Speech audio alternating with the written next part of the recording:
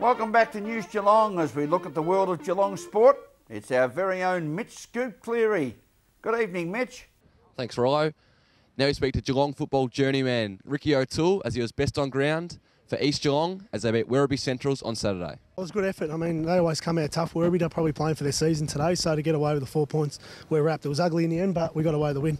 Confirms your place in the top four. Your second reserves are in the top four, and your Colts are also up there in second place. Yeah, it's going very well. The club's in a pretty strong position. I think the coach is doing a really good job, Tommy Perrott. I mean, we had 4 guys go down with knee recos, so for the 2's going so well and the 1's going so well, I think things are heading well at the club, along with the under-18s obviously as well. A couple of others alongside you. Chamberlain ran very well, and you came out of the back line quite well as well. Yeah, I think as Chamberlain's best game all year. I mean, he's a class player, and it was good to see him bounce back. Like going back a couple of years ago, he was as good a midfielder going around the league, and he's changed his role going to half back, and he was excellent today. And that's not real makeup you're wearing either, is it? Nah, it's an old battle wound. Bit older, getting older and slower.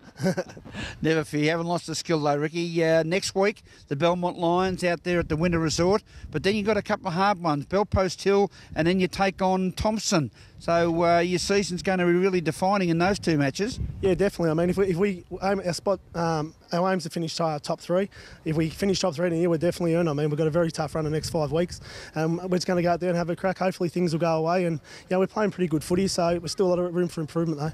What have you taken out of today's game as far as strength's concerned going into the tough end of the season? I think our back 6 held up really well today. I think that was probably continual improvement from the young kids like Nolan, Chalice Bowman. I love Bowman. He's a 19-year-old kid playing centre half forward, and obviously Nolan playing centre half back. I think the young kids coming through the club are fantastic. Hayden Verver's missed today. He's been fantastic all year, but I think the club's in holds in pretty well good stead for the future and beyond. So hopefully we continue to develop these young kids, and us older guys can slowly weed out. Well, Ryan Coy was out there running around again today, and you need that balance of experience and youth, particularly going into finals with the big open spaces of St Albans Recreation Reserve. Oh, definitely. I mean, Coy is a great leader, along with Luke Murphy. We got Jeremy Power back last week, so along with Chamberlain, these guys over 30 are really, really primky as well. Like great players, great leaders, and all-round good guys, and they set the precedent midweek on the training track, and it flows onto the game. Thanks, Ricky. Now we're down to the Geelong Racing Club for all the action from Friday's race meeting at the Geelong Synthetic with Development Manager John Dunn. Winter racing at its very best here on the Synthetic, a big 10-race program at Geelong last Friday afternoon.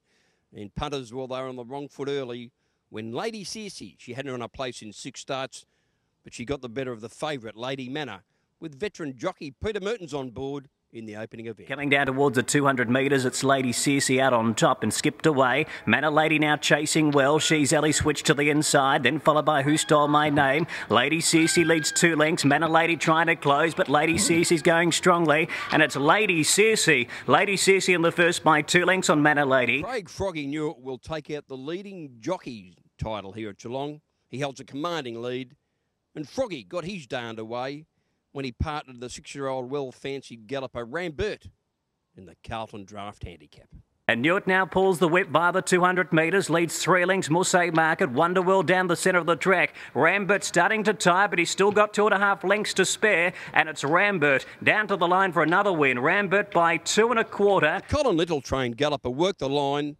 Well, he's been disappointing at his previous 3 starts, but the addition of blinkers on Friday and the engagement of leading jockey Glenn Boss did the trick. It's Carrero De Niro into the straight, leading a length, worked the line, and Sir Benjamin now starting to power down the centre. Quick Scent beaten off. It's Sir Benjamin coming strongly with Work the Line, who tries to match him on the inside. Sir Benjamin from Work the Line. Carrero De Niro sticks on the fence. Sir Benjamin leads. Work the Line's coming through though, and Work the Line I think got there in the centre. Well, there's no horse racing better on the Synthetic than the Bonnie mare Riverina's Girl from the Nicky Burke stable. Leading into Friday, she'd won 2 of her previous 3 starts here. She made it 3 out of 4 when she produced her trademark barnstorming finish down the centre of the track to take out her second heat of the Winter Challenge Series. And she must start one of the main fancies in next week's $50,000 final. 200 left to go. Song Spurs out by 2.5 on Riverina's Girl. Moulin Bleu, then Lake Crescent picking up with 2 deadly down the outside. Riverina's Girl found the front. Song Spur tries to fight, but it's Riverina's Girl, and boy, she's racing well. Riverina's Girl goes on to score by a length. Song Spur second. And that's the wrap-up of racing here last Friday afternoon on the Synthetic. Of course, another big race program this coming Friday. Do it all again. Back to you in the studio, Mitch. And they tell me you muscled your way into the Bees for St Mary's on the weekend. Thanks, JD. Hopefully that scarf brings the Cats good luck. Now we speak to Christian Highland, coach of the Thompson side, who beat Anarchy by 10 goals on Saturday. At Godfrey Street after a 10-goal win by the Thompson Football Club over Anarchy. Christian Highland, welcome. Thanks, Eric. Good to be here. As coach of the Thompson Footy Club, you'd be pretty pleased, undefeated after 13 rounds. What's the rest of the season look for? Look, we've still got to keep improving. We've got a tough run home. Belpost Hill next week, and we've got Winch, so we should get over the line there. But East, Bannockburn and Inverleigh follow, so it's going to be a good tough hit out for us coming into the finals, and we've still got plenty to work on. The game today touted as a danger game. Anarchy desperate for a win to get into the finals. You've, for probably 3.5 quarters, outstanding. They came at you in the second quarter. Yeah, look, the second quarter I was really disappointed, and fair to say I give them a little bit of a bake at half time. We just went away from the things that we're supposed to do and the things we know we need to do, and when we don't do those things, teams are going to score against us. There was a number of examples in that second quarter, so we addressed those, and they came out in the third quarter, and Russell Grigg led from the front in the ruck, and they were really good in the third quarter. I thought he was a key player in the centre, Greg, as you said, but the intensity in the third quarter was obviously more than in the first half. Yeah, and that's been the problem, the whole year. We've been playing in patches, and the bad patches have been too prevalent, and it's cost us, goals and quick goals. So when they go away from that intensity, the team plan, all those sort of things, we get scored on. And when they have the intensity up and they're focused and they're working on what they need, know that he's going to win games of footy, well, we do well. And they have a key forward like Luke Forbes. They reckon the day of the key forward's gone, but he's a great asset to your side.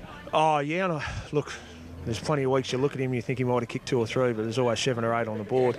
He's a class footballer. There's no doubt about that. You can't kick 13 goals in a game in the GFL, come back here and not be any good. So, he's class. But he works his butt off.